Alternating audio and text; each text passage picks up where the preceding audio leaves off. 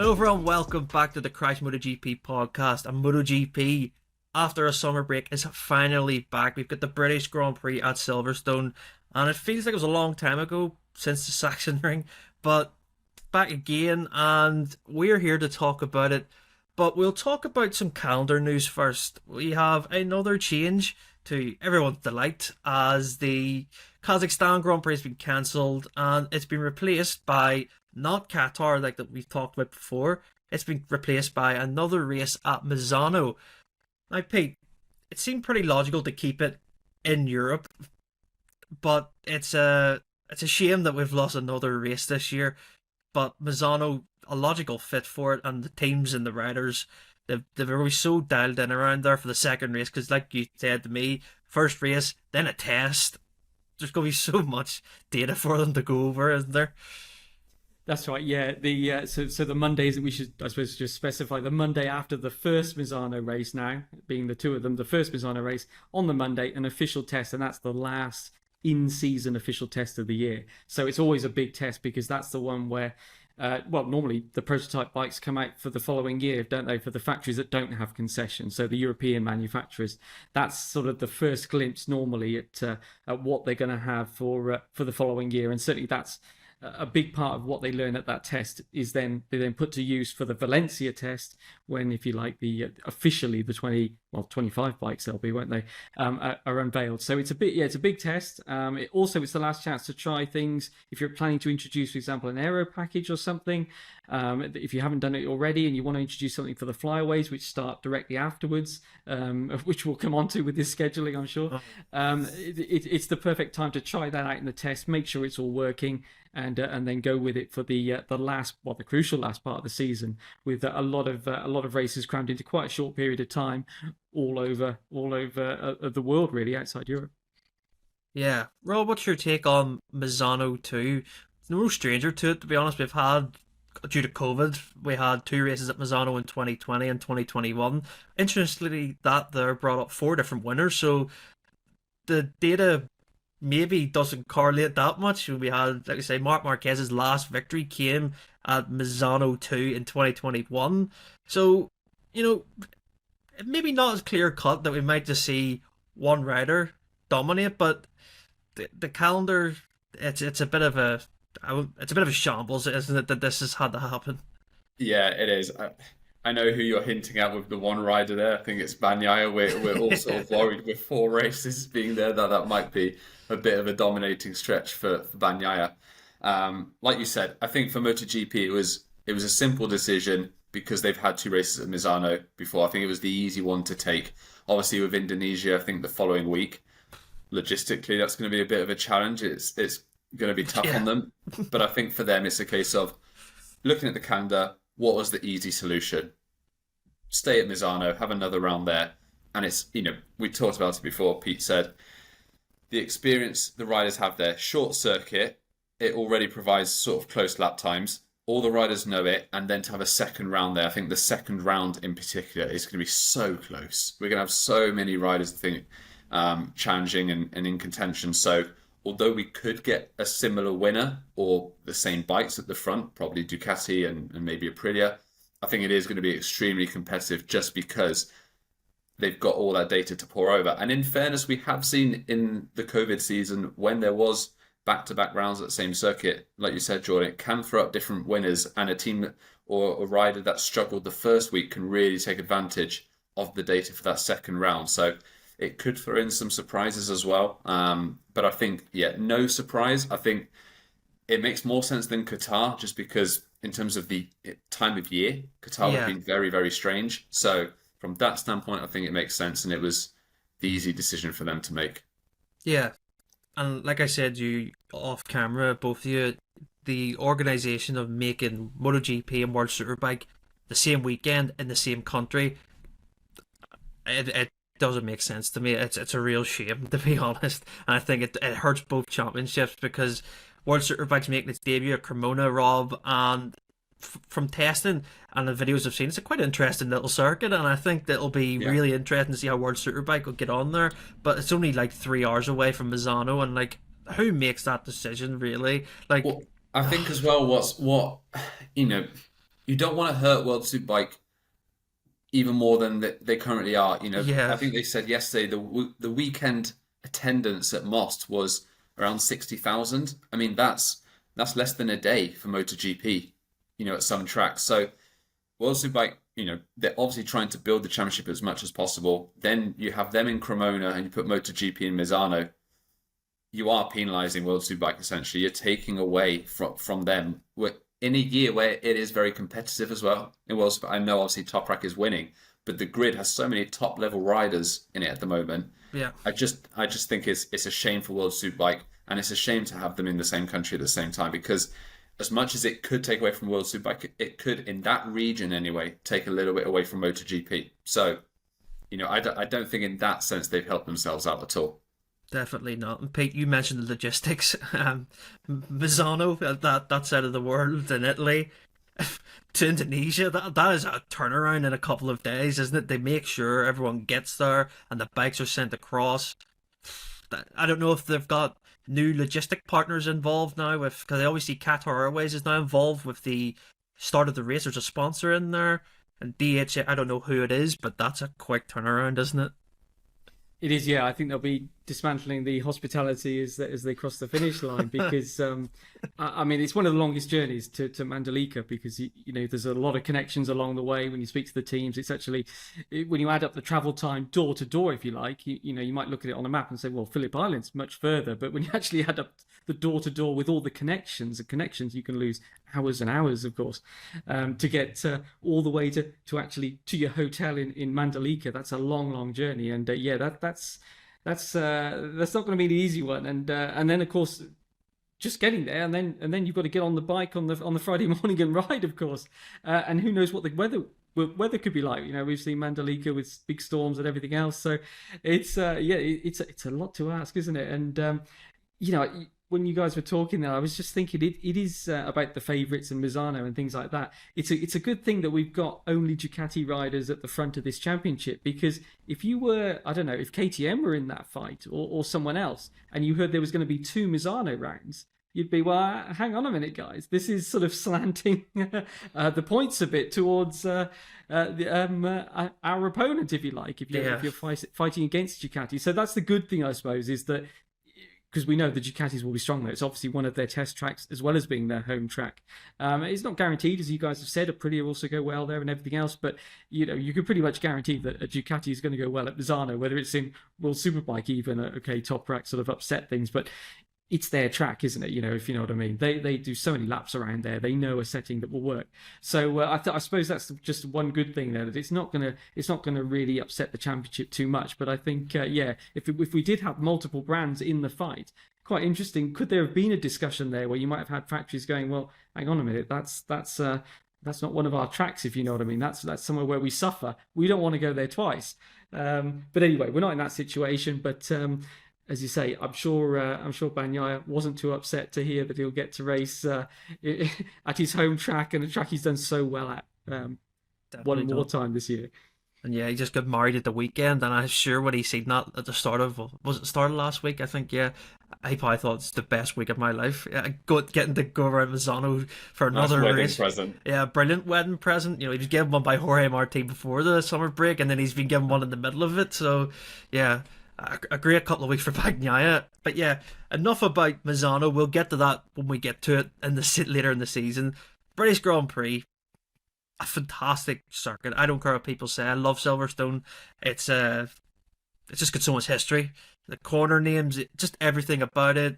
MotoGP, I think, has always had good races around it, Pete. And yeah, I suppose memories, you think about Rins versus Marquez is like the one that's most recent. That unbelievable last corner overtake. Even just going back, you know, you had Roberts and Sheen, you had everything. It's just got so much history, the place, hasn't it? It has, absolutely, yeah, it has, isn't it? It's one of those, I know some people complain about the spectating and things like that, but in terms of a racetrack, and I suppose, what a contrast to coming from the Saxon Ring, the slowest, most compact track on the calendar, and then you get into a track where you can really stretch the legs of a MotoGP bike, can't you? It's a real full-size track. I mean, it is huge. I know that the people listening that have been there will know that, but I think for those that haven't been, when you stand at Silverstone for the first time and you understand the scale of the place, Yeah. you really do know why it was, an airfield in the Second World War. It's that big. And it's that windy, of course, as everyone also knows as well. So but it does. The bikes stretch their legs. You get good racing, good slipstreaming. It's great as a spectacle, even if you're just watching on TV. I think for people around the world, it's one that's worth tuning into. And as you say, the moments, actually, it's been quite a good mix of different winners, isn't it? Just comparing it with somewhere like Misano, Silverstone's had pretty much all of the brands done well. Maybe only KTM that haven't won. I'm not quite sure recently, but. Certainly, I'm thinking of things like Suzuki's first win with Maverick as well. Yeah. That was, Rossi, Quartararo, Yamaha wins, Marc on the Honda. Cal Crutcher, of course, was up there for many years. He won't be there this weekend, unfortunately, with this the complications to the hand. But I remember him having some great battles there. I think there was contact with Marc at one stage and along the Hangar Straight. And Cal, for many years, really sort of carried the event as far as the local interest, didn't he? With really sort of bringing the home fans in and sort of overcoming adversity, wasn't it? There was always, he was riding injured or something would happen and he would sort of overcome it. So a shame that Cal's not going to be there. But Remy Gardner will be on the grid, won't he, again? So that'll be good to see. Good to see what he can do with having had that experience on the bike previously at the Sachsenring. So he should know the M1 a bit better and let's see what he can do around a faster track and a track that we know from last year. The weather also can play a part. Yeah, that's what I was going to ask you, Rob. The weather is just, one day it's lovely. You just wear a t-shirt. It's so nice. Next day it could be absolutely hammering it down with rain. But the one thing I will say, no matter what the weather conditions, I'm not going to bring up 2018. I'm not going to bring that up. That's erased from my memory. So it is that race day. But no matter what the weather, I always think you get good races around Silverstone. I think of the wet races that Rossi won in 2015. He won against Marquez. And the dry races that you get too, you see, I always think of that one with Dovizioso won in 2017 where it was the Yamahas, Marquez, Crutchlow was in there and Marquez's engine went bang on the Hangar Straight and just little things. It's a perfect circuit for MotoGP bikes because it has a little bit of everything. It's got the long straights, it's got the twisty bits, but it's got the fast corners as well. And it's just a good place, isn't it, for MotoGP racing? Yeah, like you said, and it's one of those traditional old school circuits that has a bit of a blend of everything. And it's, like Pete said, it's a circuit where a MotoGP bike can really stretch its legs, and I think we see that in the racing as well, whether it's wet or dry. You brought up Rossi. He's had a couple of his best rides ever at Silverstone in the wet, really dominant performances. The Dovizioso win, like you said, I think there was 5 of them going into the last lap, really close, and it was a sort of a nail biter. Even a couple of years ago, Bagnaia just pipping Viñales to the victory. And that was sort of like an overcast, dry, spitting with rain sort of race. So you get a bit of everything at Silverstone. It's one of those circuits that's just, it's phenomenal. The fast corners, like Maggots, Beckett's, that sort of run, just a brilliant circuit. And I think given where MotoGP is at this season, with the title battle we've got, there's going to be some fantastic racing, both the sprint and the Grand Prix. And I think we're in store for a really, really positive weekend. We are, and just to everyone that needs reminded, of course, we're getting a complete decked out grid with special liveries as well, and that'll be incredible to see. And good luck trying to identify people because it's going to be so different for one weekend, but it's going to be so fun. And plenty of colour, and that's what MotoGP needs, a bit of colour around such a historic event as well. Going on to last year, Pete, it was a very mixed weekend weather-wise. Alex Marquez took victory in the sprint. It was a very wet race. Then the Sunday was overcast, but then the race totally changed as it started to rain, but it didn't rain that much for wet tyres, and Alicia Spargo ended up taking victory on the last lap from Pecco Bagnaia. This is the beauty of Silverstone, isn't it? You just can't predict sometimes what's going to happen. You can't know. I mean, I thought I'd say that was one of Aleix's best races, wasn't it? Yeah. To pass someone like Bagnaia at the end of a race, and it was it really made people sort of sit up and take notice that Aleix is the real deal, if you like. And yeah, that was I think really impressive by him. And earlier in the race, we'd seen Bezzecchi. He'd been up there, hadn't he, and sort of got sucked into Bagnaia's slipstream under braking, and down he went. And it sort of started that run. He'd come into the second half of the year. He was still in the championship chase, wasn't he? And it was just the start of things where the the top two stretched away from him, Yeah. really, didn't they? And it was a difficult second half of the year, really, from Silverstone onwards. But and that was a shame, because it was great to have as many riders as possible in that fight. But that was probably the turning point where it started to go wrong. Also, I suppose we a year ago, I hate to bring it up, but this is when the tyre pressures started to come into force, Yeah, that's wasn't right. it? This was and there were some riders that said they started to feel that, having to run these higher pressures. Zarco, I think, was one of them, that the bike wasn't quite feeling the same, and all this kind of stuff. So we're now on basically one complete year of these tire pressure rules where you actually get punished if you go under. So yeah, another one to keep an eye out for. Let's hope that we don't get any more upsets, because, as you guys say, with the weather changes, That's it. that's what makes the tire pressure so difficult, doesn't it, to predict? So it's a nightmare for the teams when they don't know what the weather's going to do. But there we are. But for all of us watching, it's this unpredictability that you get at Silverstone is great to see, and the variety of riders that could be up there, as you guys have been saying. So many close finishes. Even last year, Miguel Oliveira, I think it was probably the closest that he got to a podium. It was, yeah. So far, really, wasn't it? Almost got the better of his former teammate Brad Binder at the end of the race. So yeah, it's a race where you never quite know what's going to happen, and that's why people enjoy it. That's what makes it special. Let's hope that there's some more fans there. That's the only thing, because the crowd numbers have been down in recent years, haven't they? So let's hope that they can get the crowd in, and that everybody enjoys a great race weekend. Yeah, and if you're in the UK when Silverstone is happening for MotoGP, why not try and get along to it? If you're listening, it's always worth it. There's plenty of things to do. I can say off my experience of being there a load of times, and it's such good fun. But like I say, the weather can put people off sometimes, but I still think it's worth going, because you get to hear and see the MotoGP bikes right there in front of you, and it brings all your senses alive. And I think it's, yeah, compared to what F1 charge around Silverstone for what MotoGP charges, I think the value is so good. And don't forget, you get to see Moto 2, 3, and you get to see as well a lot more races this year with British Superstock getting involved as well. So there's plenty of things for people to watch over the Grand Prix weekend. You're not just sitting waiting around for MotoGP bikes. And that's my question to you, Rob.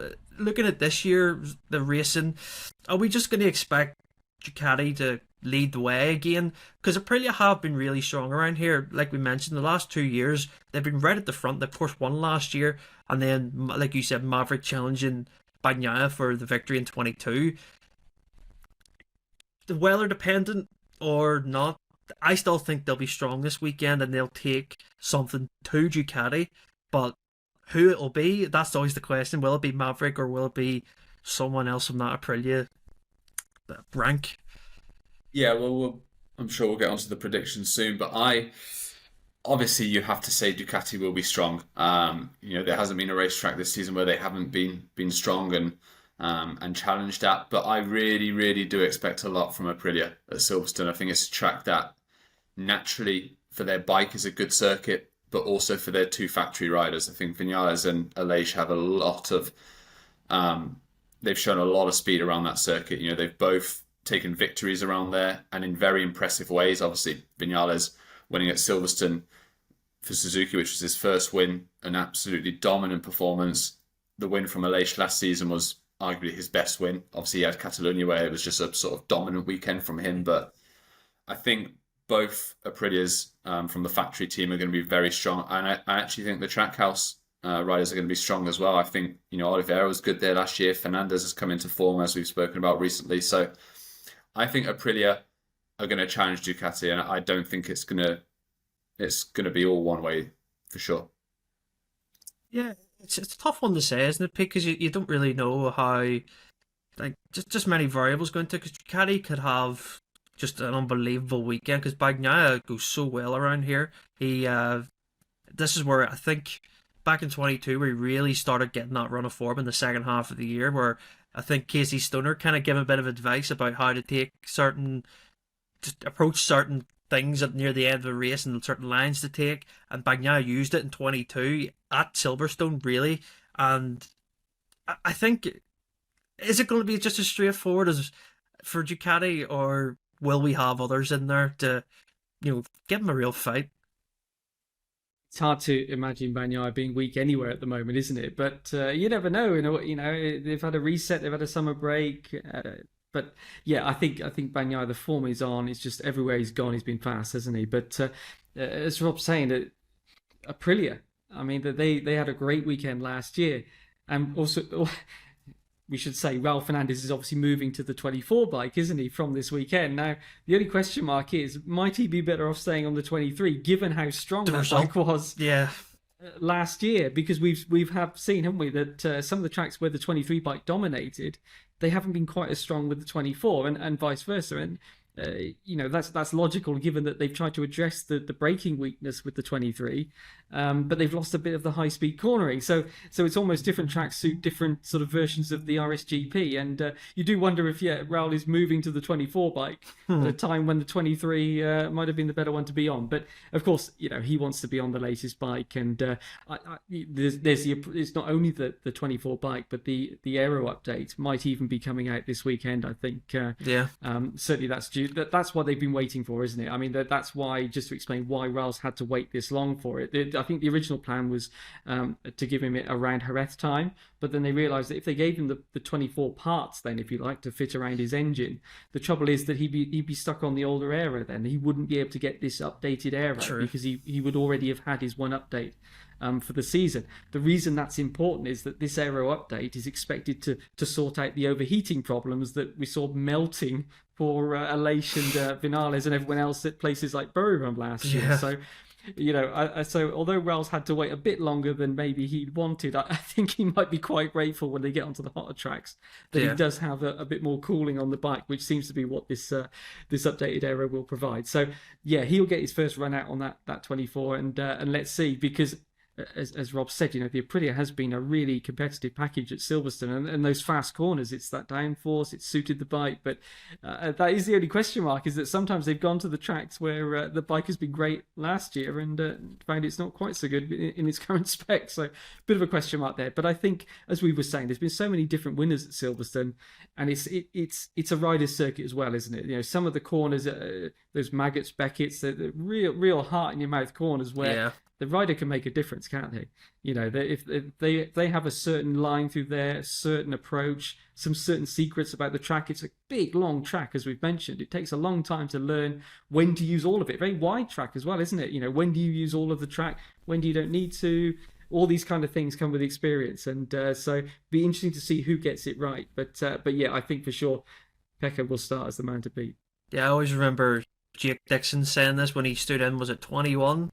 On the Petronas, and he said when he went out in the first session of MotoGP, he felt like he wasn't using all the track, and like he's been on there on superbikes, he's been in Moto 2, and he said if where to put yourself and where to be at certain corners, because it's so wide, it's probably a real daunting task on a MotoGP bike for your first time on one too. So yeah, good point, Pete. It's a real wide, there's variable lines you can take through certain corners as well. So yeah, I'm excited to see how Jorge Martin is going to react, by the way, Rob. This is a big, it's massive, isn't it? Because he has had this break and he's had time to think about, well, I don't think maybe he's thought about it that much. He's been in Ibiza and stuff with Pedro Acosta and Alicia Spocker, and they've been enjoying themselves. But you just know, leading into this week, he wants to kind of get back to where he was at the start of the year and kind of stop Bagnaia from clearing off, essentially. Doesn't he? Yeah, for me, going into Silverstone, Martin and how he responds is going to be the main talking point for me. I think it's, like you said, it's huge. I think we're coming into the part of the season where Pete said it about Bagnaia. There isn't a bad circuit for Bagnaia generally, but there's not a bad circuit for Bagnaia when he's in this type of form. Riding the bike the way he's riding at the moment. And I think for Martin, it's difficult to put this sort of pressure on this moment already, but I almost feel like he has to beat Bagnaia at Silverstone to sort of send that message coming out of the summer break. Yes, I made that mistake at Sachsenring, but I am here. I'm not going to go away.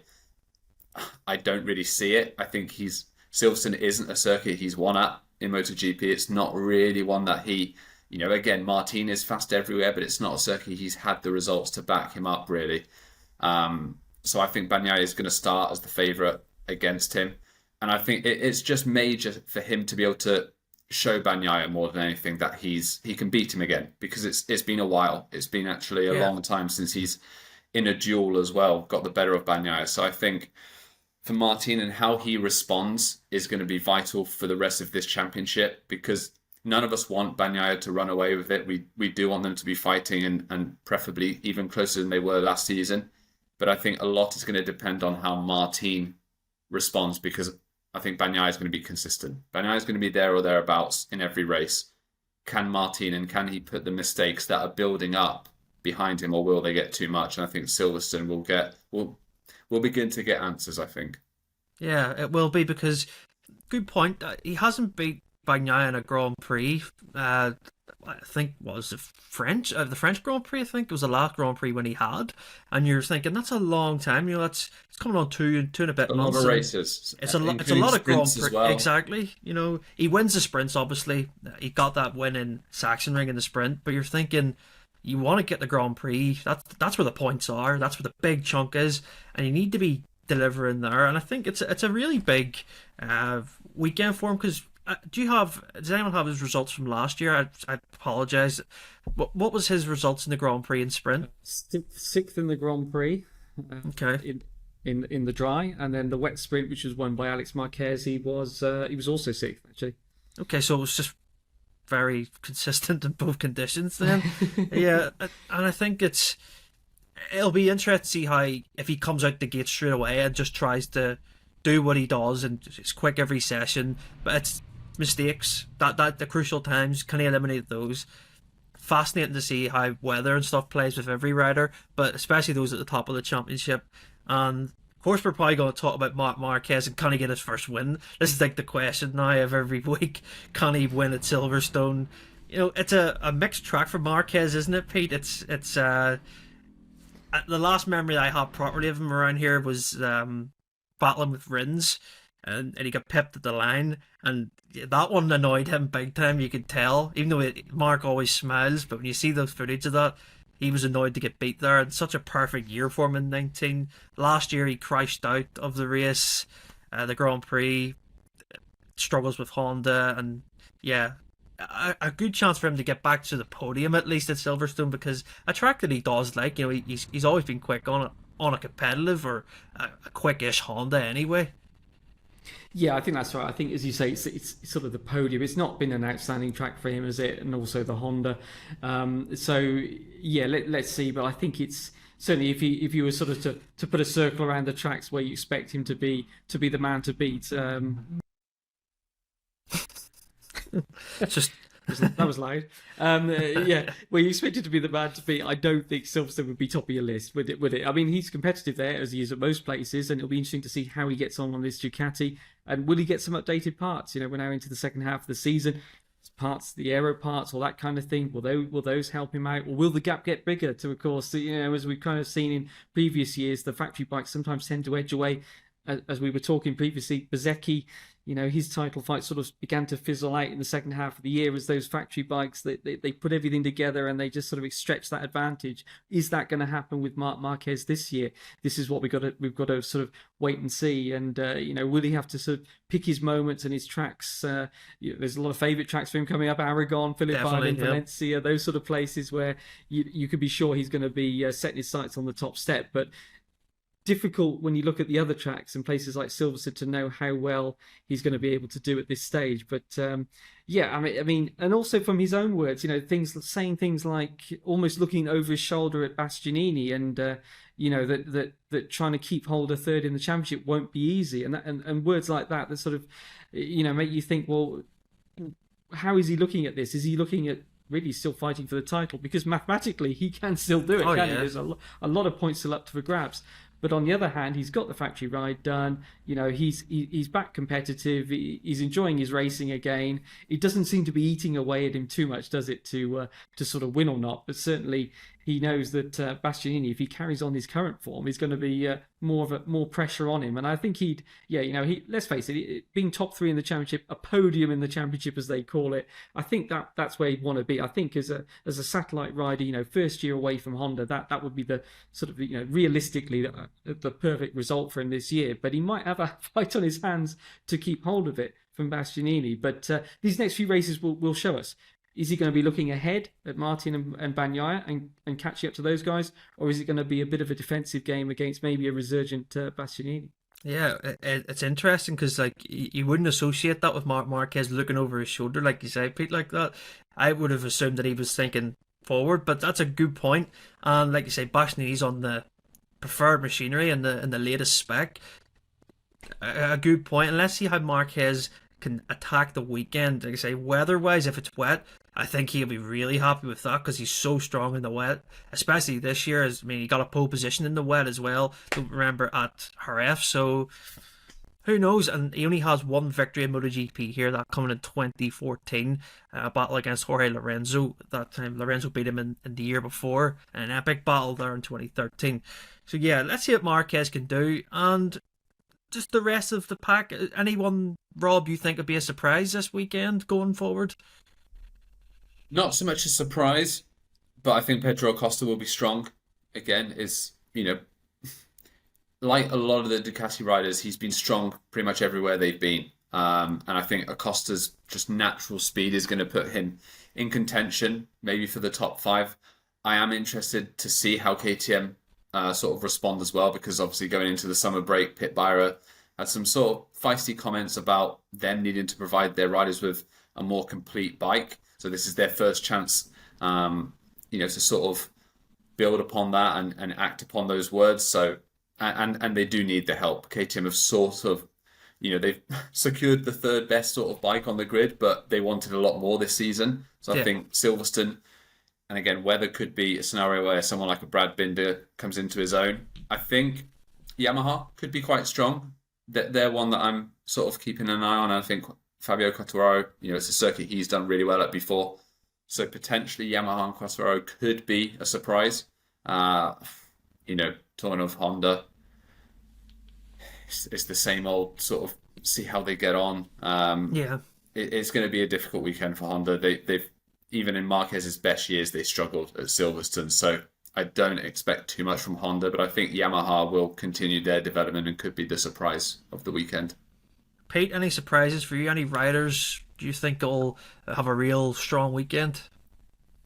I think, as Rob said, that the question mark is KTM, really, because they're sort of, they don't seem that far behind, do they? It's getting everything in the right place at the right time. And I think if they can do that, if they've used this summer break to really go over everything and get an understanding of where they're losing out, and they can get back to that competitiveness that they were at the start of the year, then there's no reason why Acosta and Binder, as Rob has said there, can't be up there fighting for the podium again. That will certainly obviously be their goal, KTM's goal, but we'll have to see if they can do it. But I think it'd be interesting to see if they have been able to find something, to sort something out. It seemed like they really needed that summer break, didn't they? Because they just had a run of races where they were chasing the bike almost. They fixed something at the rear of the bike and then the front wouldn't feel good, or they fixed the front and the rear, and they couldn't get the whole package together. And I think if they do put the whole package together, it will be strong. And we know that aero is a strong part of the KTM package, engine as well. And as we've said, Silverstone is a fast track, so that's not a bad starting point. But it's getting those details right with the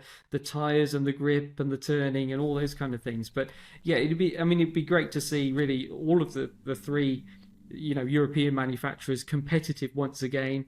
And as Rob said, let's see what Yamaha can do with their updates.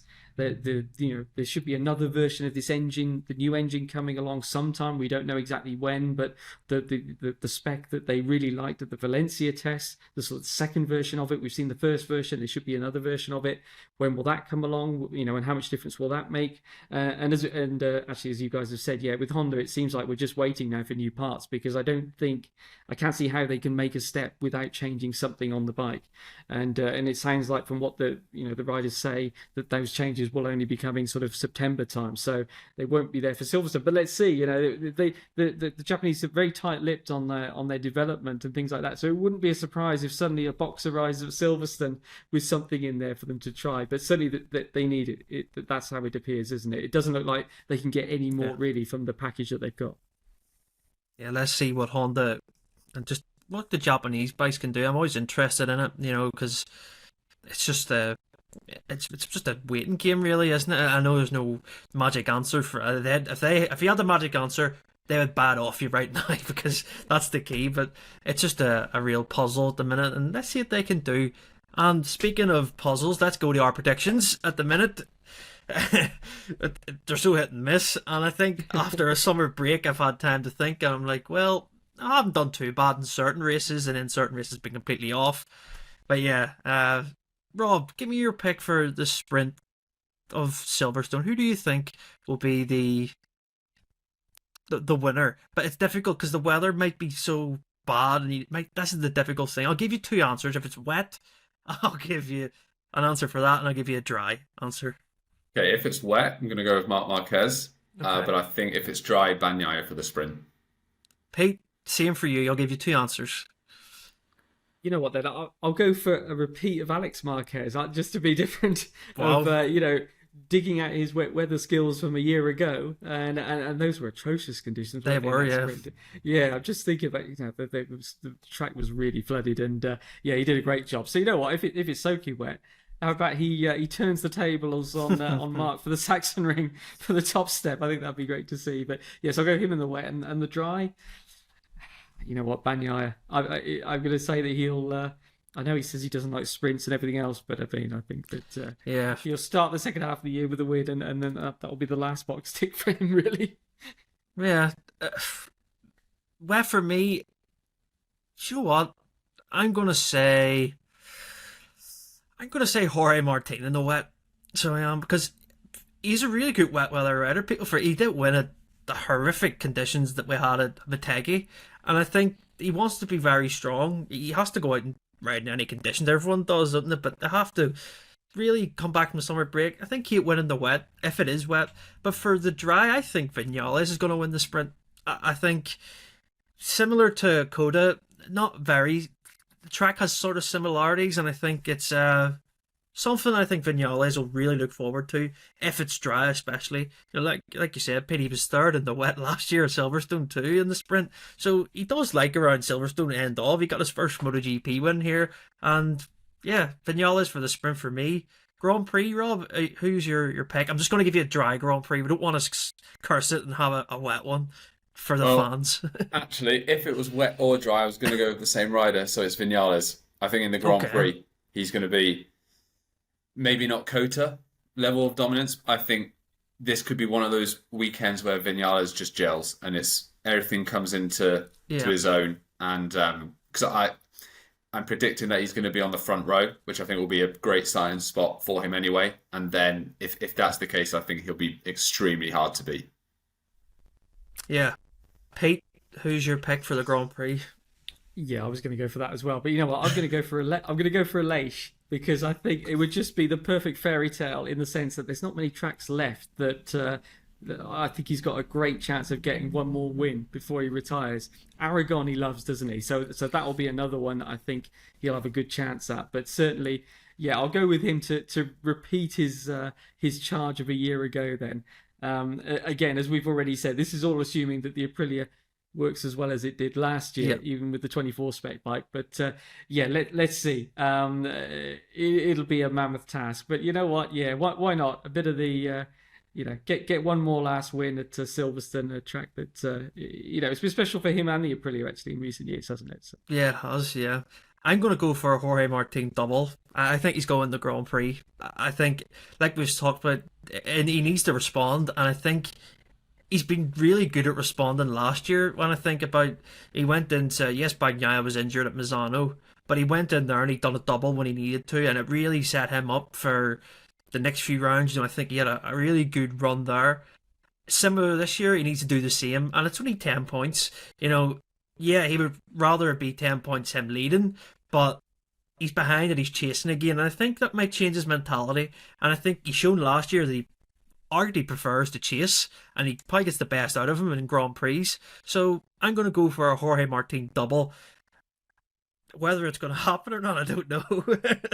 Yeah, let us know your thoughts in the comments below. Everyone listening, give us your predictions. And if you're going to be at Silverstone, let us know where you're going to be watching from. Always nice to hear people's plans of what they're going to do. And if it's your first time, make sure to enjoy it. And make sure to bring sun cream as well, even if it's raining. Because it's the only place in the world, apart from maybe the Northwest 200 for me, or the Ulster Grand Prix, where you go and it's raining and the wind will burn your face still. So yeah, just make sure you're protected that way.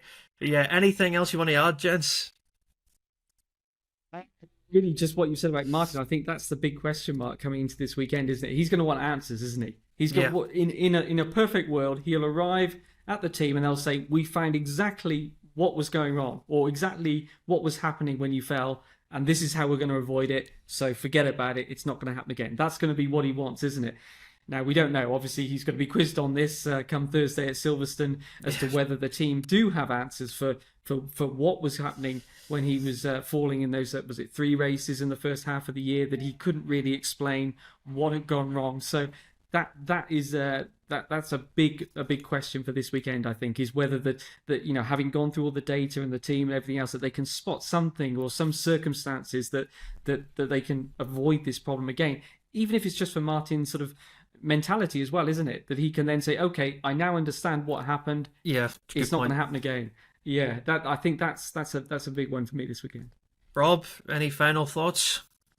Extremely excited for the liveries, to see what they look like, and to be extremely confused as the race goes on. But aside from that, like Pete said, Martin's response is the big one for me. How he can bounce back. Marc Marquez, can he get that first win? Maybe at an unlikely circuit for him. Can he produce a bit of magic and get that win? And the big one, like we've spoken about, is Aprilia, and can they stop Ducati? I think that's the big challenge this weekend, as it is for most racetracks this season. But yeah, expecting big things from Aprilia and Vinales, and so hopeful they can take the challenge to Ducati. Yeah, let's see what happens at Silverstone. Well, if you enjoyed the podcast, like always, leave us a review on Apple and Spotify. Subscribe to our YouTube channel. Leave a comment. Like the video. You know the score by now. If you're listening, if you're new around here, hope you enjoyed. And yes, we'll be back next week for the review of the British Grand Prix.